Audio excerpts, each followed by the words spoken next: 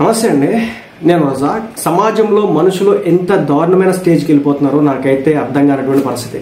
మీ అందరికి కూడా తెలిసిందే, ఇటీవల కాలంలో భార్యల్ని భర్తలు చంపడం, భర్తల్ని భార్యలు చంపడం, హనీమూన్కి అని చెప్పేసి తీసుకెళ్లి అక్కడ లేపేయడం, ఇలా రకరకాలుగా జరుగుతున్న నేపథ్యం మనం చూస్తున్నాం. ఇప్పుడు కొత్త వింత అనమాట. మొబైల్ ఫోన్ విషయంలో గొడవ ఏకంగా లేపేసినటువంటి పరిస్థితి. వివరాల్లోకి వెళ్తే, మొబైల్ ఫోన్ వల్ల చాలా ఎన్ని లాభాలు ఉంటాయి, అందుకంటే ఎక్కువ నష్టాలే ఉంటాయి. ఒకసారి సెల్ ఫోన్ అడిక్షన్లోకి వెళ్ళిపోతే బయటపడడం చాలా కష్టం. సెల్ ఫోన్ అధికంగా వాడడం వల్ల ఆరోగ్యం మాత్రమే కాదు, బంధాలు కూడా దెబ్బతింటాయి. సెల్ ఫోన్లు కాపురాల్లో కూడా చిచ్చులు పెడుతున్నాయి. తాజాగా ఒక వ్యక్తి తన భార్య ప్రాణాలు తీసినాడు. భార్య సెల్ ఫోన్ ఎక్కువగా వాడుతుందన్న కోపంతో గొడవపడి ఆమెను చంపేసినాడు. ఈ సంఘటన పక్క రాష్ట్రం కర్ణాటకలో చోటు చేసుకుంది. సో పోలీసులు తెలిపిన వివరాల్లోకి వెళితే, కర్ణాటక ఉడిపిలోని కొలంబ గ్రామానికి చెందినటువంటి 42 ఏళ్ల గణేష్ పూజారికి అదే ప్రాంతానికి చెందిన 27 ఏళ్ల రేఖకు 8 ఏళ్ల క్రితం పెళ్లైంది. వీరికి 2 పిల్లలు ఉన్నారు. గణేష్ పూజారి పెయింటర్గా పనిచేస్తుండగా రేఖ పెట్రోల్ బంక్లో పనిచేస్తున్నారు. రేఖ ఎక్కువసేపు మొబైల్ ఫోన్ వాడుతూ ఉండేది. ఇది గణేష్కి నచ్చేది కాదు. ఆమెతో గొడవ పెట్టుకునేవాడు.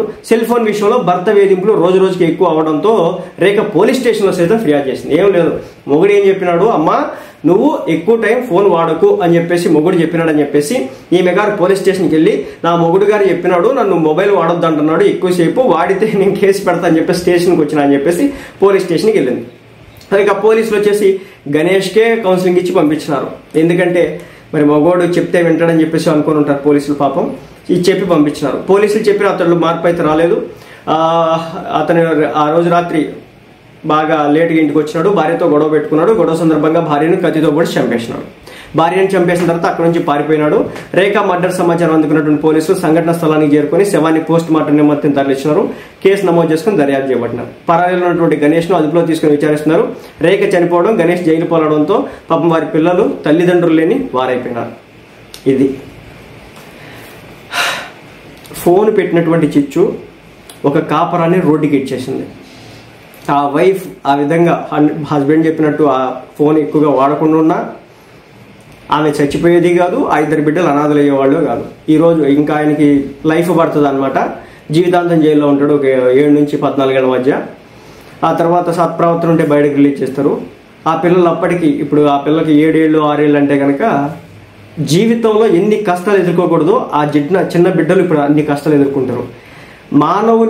మనుషులు క్షణికావేశంలో చేసేటటువంటి తప్పిదాల కారణంగా వాళ్ళ పిల్లల భవిష్యత్తు సర్వనాశనం అవుతుందని చెప్పడానికి ఈ సంఘటన ఉదాహరణగా నేను చెప్తా. మొన్న మనందరికి కూడా తెలిసిందే, హస్బెండ్ని హనీమూన్కి తీసుకుపోయి అక్కడ ప్రియుడితో లేపేచ్చింది. తల్లిదండ్రులు ఎన్ని ఎక్స్పెక్టేషన్స్ పెట్టుకుని ఉంటారు ఆ కొడుకు మీద, వాళ్ళు జీవిత చర్మాంకంలో ఆ కొడుకు కాపాడతాడని.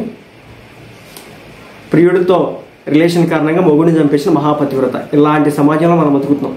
మేబీ కలికాలం పూర్తి స్థాయిలో వచ్చేసిందేమో. పోతులూరి వీరబ్రహ్మేంద్ర గారు చెప్పినటువంటి కలికాలం వచ్చేసినట్టే అనిపిస్తుంది ఇంచుమించు.